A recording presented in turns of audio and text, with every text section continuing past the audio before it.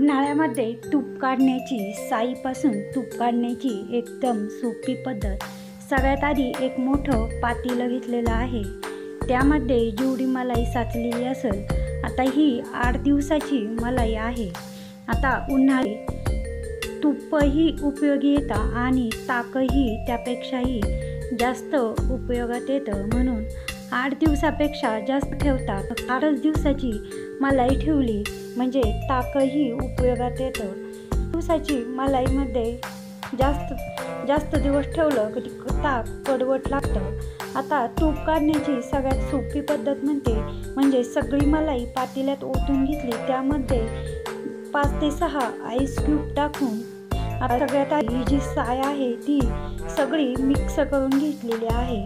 त्यानंतर या पद्धतीने एकदम सोप्या पद्धतीने तासनतास लोणी काढत बसण्यापेक्षा अगदी एकच वस्तू टाकून 2च मिनिटात हे तूप काढायचं आहे.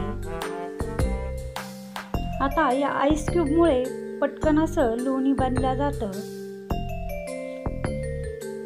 या पद्धतीने 5च मिनिटं मी हलवलं आणि या पद्धतीने लोण्याचे गोळे असे निघायला लागले. यामध्ये थोडं पाणी एकदम थंड असं यामध्ये एकदम थंड पाणी टाकत या पद्धतीने असं फक्त हलवायचं आहे. कमी मेहनतीत लगेच या पद्धतीने सगळं लोणी एका ठिकाणी गोळा होत झालं. आता ती वस्तू टाकायची आहे ज्यामुळे फक्त 2च मिनिटात आपलं तूप अगदी सुगंधित वास न येता जास्त दिवस टिकण्यासाठी. आता सगळ्यात आधी हे लोणी काढून घ्यायचं आहे हाताने. पाण्यात न टाकता कमी भांड्यात फक्त 2 ते 3च भांडे यामध्ये फक्त असं हलवलं तर लगेच लोण्याचा गोळा सगळीकडून लोणी हे एका ठिकाणी जमा झालेला आहे.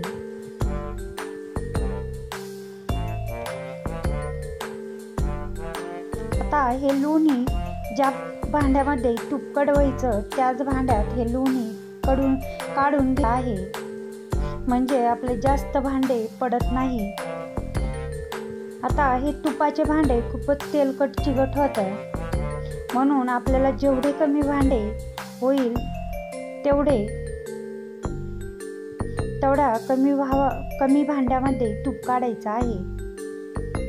या पद्धतीत मी लोणी धुवून न घेता फक्त या पद्धतीने हाताने लोणीतील जे ताक आहे जास्तीचं ते काढून घेतलं आणि ज्या कढाईमध्ये तूप कडवायचं त्या कढाईत ते लोणी टाकून घेतलं.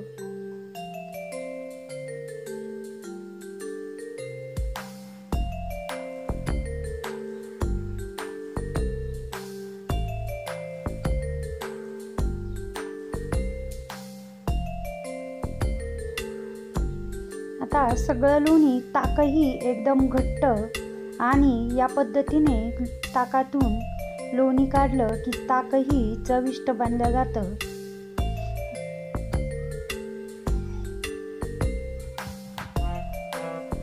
आता हे लोणी काढण्यासाठी तूप बनवण्यासाठी ठेवायचं आहे.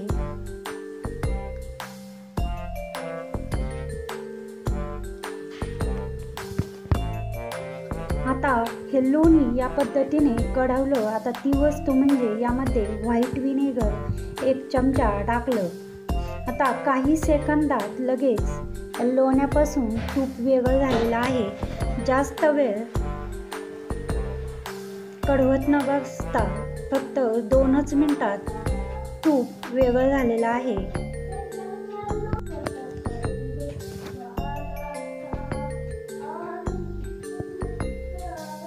हलवता लगेच तूप वेगळं झालं आणि तुपाला एकदम छान असा सुगंध आणि कलरही आलेला आहे.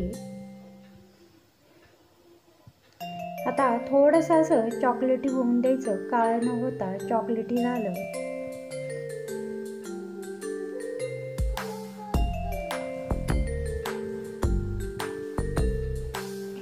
आता हा फेस शांत झाला की समजायचं तूप झालं.